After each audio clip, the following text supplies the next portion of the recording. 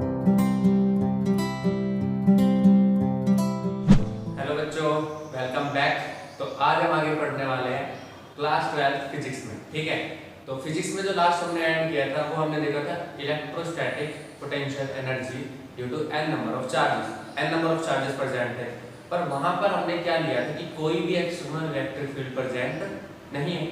आज हम स्टार्ट करते हैं कि अगर बाहर से कोई एक्सटर्नल इलेक्ट्रिक फील्ड प्रेजेंट हो तब क्या निकलेगी वहां पर हमारी पोटेंशियल एनर्जी। ठीक है, तो पोटेंशियल एनर्जी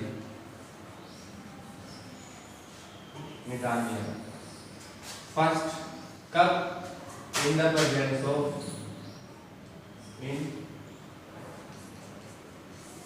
एक्सटर्नल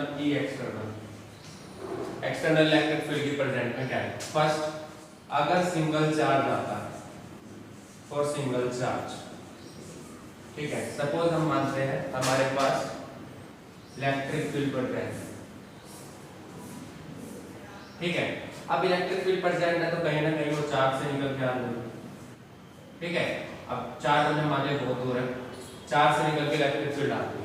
ठीक है, अब जब चार्ज से इलेक्ट्रिक फील्ड आती है तो हर पॉइंट पर पोटेंशियल क्या होता है, सेम नहीं होता। तो हम क्या बोलेंगे, potential at any point will be r vector. जो भी जिस पॉइंट पे निकालोगे उस पॉइंट को हम आर वेक्टर से दिखाएंगे, मतलब पोजीशन वेक्टर। जैसे मान लो कि आपको यहाँ दिखानी है तो इस पॉइंट के लिए क्या लिख देंगे हम, r1, यहाँ दिखानी हो r2, कहीं और दिखानी हो r3, यानी सबको हम जिस भी पॉइंट पर दिखानी है उस पॉइंट के लिए हम इसे किससे रिप्रेजेंट कर रहे हैं, वी आर वेक्टर। मतलब potential at distance r from the charge, because potential क्या करता है आपका, वेरी करता है।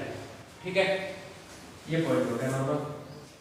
अब क्या है, अगर यूनिट पॉजिटिव चार्ज को आप इनफाइनाइट से कहीं पर लेके आते हो, ठीक है, किसी पॉइंट पर एक्सटर्नल इलेक्ट्रिक फील्ड के पॉइंट पर लेके आते हो, तो वहां पर आपका जो एनर्जी है, जो वर्क डन है, वो किसके इक्वल आएगा, v के। क्यों?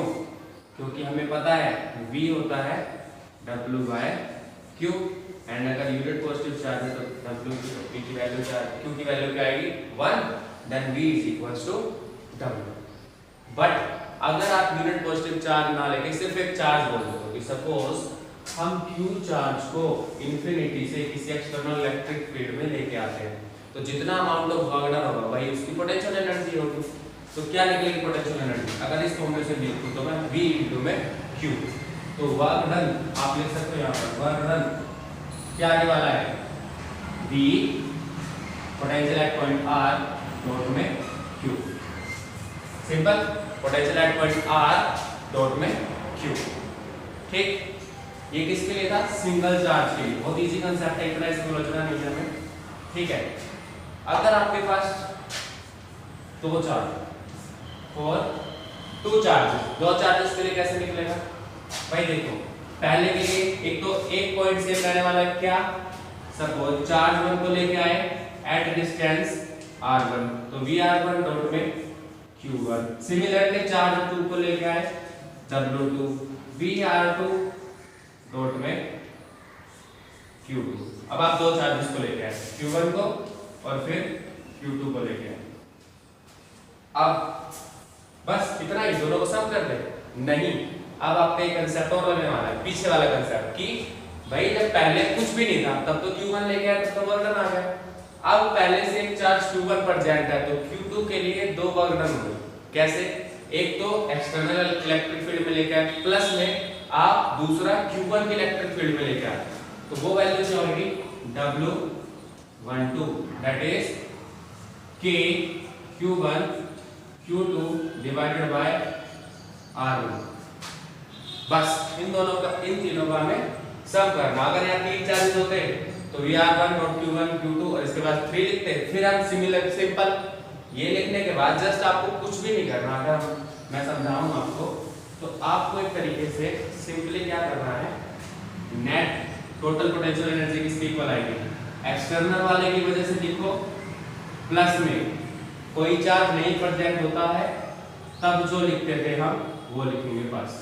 अगर तीन चार्जेस होते तो W1 W2 W 3 प्लस में 1 के रहते 3 आया तो वर्क 1 3, 2 के रहते 3 आया तो 2 3।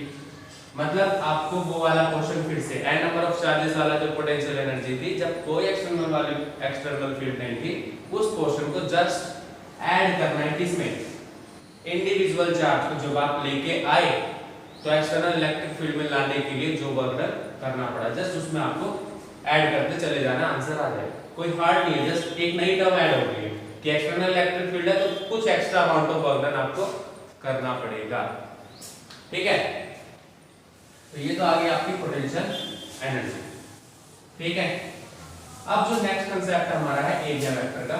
यस आई नो एरिया की स्केलर क्वांटिटी है, then why do we need area vector. Area vector इसलिए चाहिए क्योंकि बेटा हमारे कई ऐसे कांसेप्ट है जिसमें अगर वेक्टर होगा एरिया तभी हमें कैलकुलेशन में बहुत इजी होगा, अदरवाइज बहुत डिफिकल्ट हो सकता है। तो हमने एरिया को एक वेक्टर क्वांटिटी माना। कैसे माने, इसकी डायरेक्शन क्या ले, तो क्या करते हैं किसी भी एरिया की डायरेक्शन क्या लेते हैं, नॉर्मल लेते हैं। मतलब आप उस पे एक परपेंडिकुलर ड्रॉ कर दो। सर नॉर्मल तो कुछ भी हो सकता है, अगर मैं इसके नॉर्मल बना दो, my arm is normal to the white black board. ठीक है, व्हाइट बोर्ड याद आ रहा है ब्लैक बोर्ड के नॉर्मल है, पर डायरेक्शन क्या ले, तो डायरेक्शन क्या लेनी है आपको, हमेशा आउटवर्ड लेनी है। जो भी आप सरफेस लोगे उसके आउटवर्ड। जैसे एग्जांपल से समझते हैं कि सपोज हमारे पास ये है, इस पॉइंट पर डायरेक्शन इसकी इधर है आउटवर्ड, तो वेक्टर एन वेक्टर से दिखा लेते हैं। इस पॉइंट पर इधर है तो ये है एरिया वेक्टर, इस पॉइंट पर इधर है तो ये है एरिया वेक्टर। ठीक है, तो जस्ट आपको नॉर्मल लेनी है, जिस भी सरफेस का आप देख रहे हो उस सरफेस के जस्ट नॉर्मल लेनी है। ठीक है, easy area vector. Area vector को दिखाएंगे कैसे, सिंपल है भाई। अगर आप इस पूरे क्वेश्चन का छोटा सा एरिया लेते हो, इसको हम बोल देते हैं डेल्टा एस। ठीक है, तो डेल्टा एस एरिया वेक्टर कैसे दिखाएंगे आप, simple magnitude of area vector into में direction of the area vector, that is n cap. तो दोनों वैल्यूज आ गई delta s delta s into में एन कैप। ये आपका कांसेप्ट हो गया एरिया वेक्टर। नेक्स्ट कांसेप्ट है आपके पास electric flux. Now what is electric flux, क्या कांसेप्ट है हमारे पास, electric flux. What is electric flux, flux हम पहले से ही जानते हैं, हमने लिक्विड फ्लक्स के बारे में पढ़ा है जब अपने बर्नौलीज थ्योरम वगैरह पढ़े होंगे। ठीक है, फ्लूइड्स में आपने जो क्लास 11 में पढ़ा तो उसमें हमने फ्लक्स पढ़ा है कि भाई वहां से फील्ड क्या, जो आपके चार्जेस होते हैं, चार्जेस यहाँ पर चार्जेस है, वहां पर आपके क्या थे, वाटर था या कोई और लिक्विड था, फ्लो करता है। ठीक है, तो फ्लो करता है, ऐसे ही यहाँ पर भी चार्ज क्या करता है, फ्लो करता है। इलेक्ट्रिक फील्ड लाइंस क्या है, वो भी फ्लो करते हैं, वो भी फील्ड है एक तरीके से। ठीक है, हमने पढ़ा था इलेक्ट्रिक फील्ड, ग्रेविटेशनल फील्ड, ये क्या दिखती नहीं है बट प्रेजेंट होती है। ठीक है, अब इसी तरीके से क्या है यहाँ पर कि अगर एक चार्ज है, चार्ज से लाइंस निकलती है। ठीक है, अब आपने सामने लगा दिया एक सपोज अपने मन से एरिया मान लिया, तो किसी गिवन एरिया में से कितने number of electric field lines cross हो रही है, कितने number of electric field lines cross हो रही है किसी गिवन एरिया में से, उसको हम क्या बोलते हैं, electric flux. And it is denoted by phi E. हम मैग्नेटिक फ्लक्स भी पढ़ेंगे, उसको फाई एम से डिनोट करेंगे। ये इलेक्ट्रिक फ्लक्स है, तो यहाँ पर number of electric field lines crossing through given area, that is your electric flux. Suppose हम इसका छोटा सा एरिया मान लेते हैं, that is delta s. Delta S मान लिया, तो डेल्टा एस वेक्टर क्या आएगा, वही तो लिखा था डेल्टा एस एम कैप। ठीक है, फाई छोटा फाई आ रहा है, छोटे एरिया में लिया तो अपने स्मॉल फाई आ रहा है, क्या आएगा भाई, ई dot delta S, E is the electric field. ठीक है, अभी आपका टोटल फ्लक्स निकालना तो क्या करोगे, ऐसे ही सिंपल एरियाज को हम क्या कर देंगे, जोड़ देंगे, delta s delta s delta S. अगर हमने एस को, पूरे सरफेस को डेल्टा एस बराबर बराबर बराबर बराबर इक्वल पार्ट्स में डिवाइड किया है और एक का फ्लक्स डेल्टा फाई है, तो जोड़ते चले जाओ तो क्या मिल जाएगा आपको, सम मिल जाएगा ना।